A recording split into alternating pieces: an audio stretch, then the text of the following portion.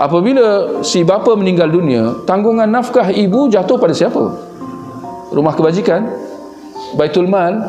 Mungkin ramai yang tak tahu, tapi sebenarnya adalah anak lelaki, bukan perempuan. Anak lelaki, anak lelaki yang bertanggungjawab untuk mengurus nafkah si ibu. Kalau anak tu ramai, siapa yang bertanggungjawab untuk mengurus nafkah si ibu? Anak tu ramai, ada 2, 3, 4. Siapa yang sulung?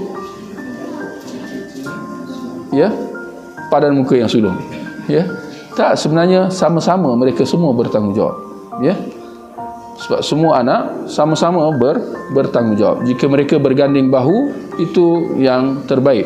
Ya, tapi siapa yang dahulu, dialah yang dapat mengejar pahala berbakti, berjasa kepada ibu dia.